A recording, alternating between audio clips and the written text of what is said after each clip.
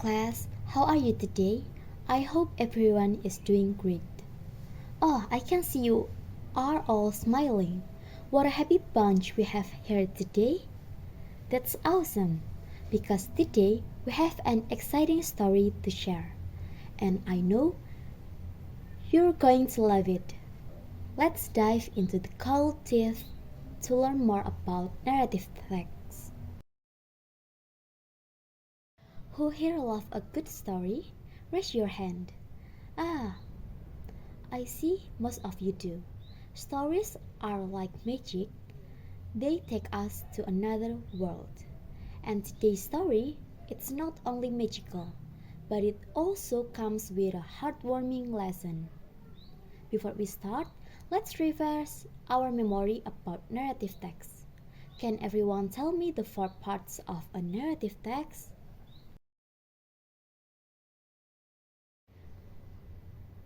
Great answers.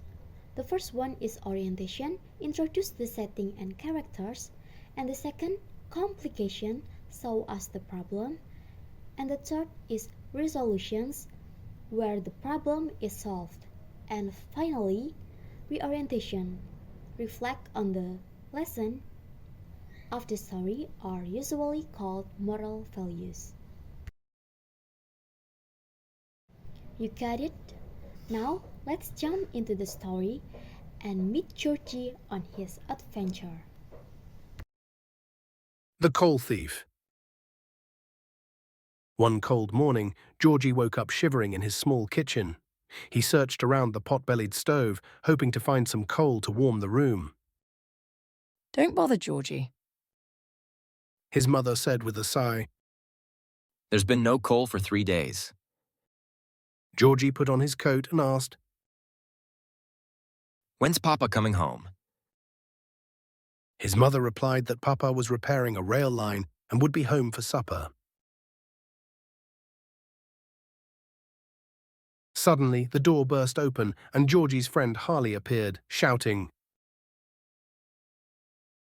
Grab your boots, Georgie. We're going on an adventure. Harley led Georgie to the train depot, where a rail car filled with coal waited. This is black gold.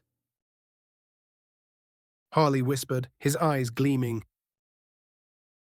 Climb in and toss some coal down. Georgie hesitated. Isn't this stealing? He asked. Harley scowled and said, Don't be a chicken. Do you want to freeze all winter? Reluctantly, Georgie climbed into the rail car and began tossing lumps of coal to Harley. Suddenly, the train jerked and started moving. Help me, Harley! Georgie shouted, panicking, but Harley ran away, leaving Georgie behind. Just as he was about to give up, Papa appeared and pulled him out of the moving train. Papa scolded Georgie, reminding him that stealing was wrong. We can't return the coal now. Papa said, scratching his head. But we can make it right. Together, they loaded the coal into a wheelbarrow and went to Widow Colback's house. Georgie knocked on her door and quickly hid. When she saw the coal, she cried out, God bless you. They continued to the children's home, where Georgie gave coal to shivering children. Feeling moved, he took off his coat and handed it to a boy. Here, take this, Georgie said. It's too small for me anyway. When they returned home, only one piece of coal was left. This one's for your mother.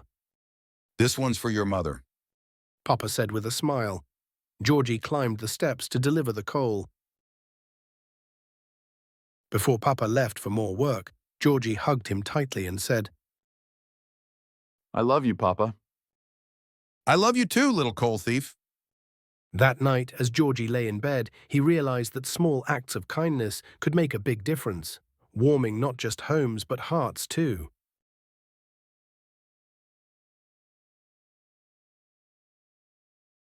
Alright everyone, let's chat about Georgie's story. I'm so excited to hear what you have learned Now, here's my first question. First, who are the main characters and where does the story take place? Perfect. Yes, the main characters are Georgie, his papa, and Harley. And the story takes place in a snowy village. Great job.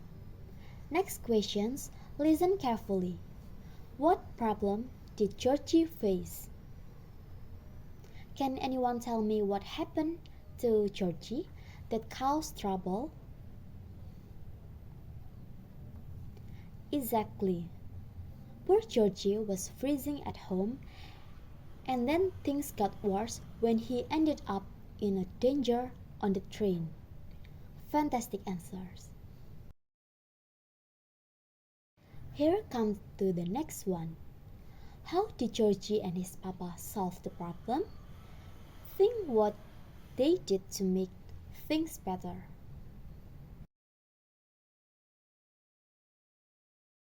Excellent. Georgie's papa turned a tough situation into an act of kindness by helping others. Great thinking. So, Georgie's papa saved him and decided to use the coal to help others by giving it to widow Kolpak and people in need. Last question. It's about the big lesson of the story. What do you think Georgie understood by the end of the story? Wonderful. That's absolutely right. Kindness and helping others bring the greatest warmth of all. Well done. Now, let's think about this story together. Georgie made a mistake, but he also learned something very important. Even though he and his family needed coal, but his papa showed him that helping others, even when it's hard, it's the right thing to do. I want you all to know how I'm proud of you today. You listened carefully, shared your thoughts, and really connected with the story. That shows me just how kind and thoughtful you all are. As you go about your day, think about one small act of kindness you can do. Maybe it's helping a friend, sharing with a sibling, or just saying something kind to someone who needs it. Even the smallest act of kindness can make a big difference. Thank you for your participation today. Keep being the wonderful, caring individuals that you are. Have an amazing day, and I can't wait to see you next time for another story and more learning together.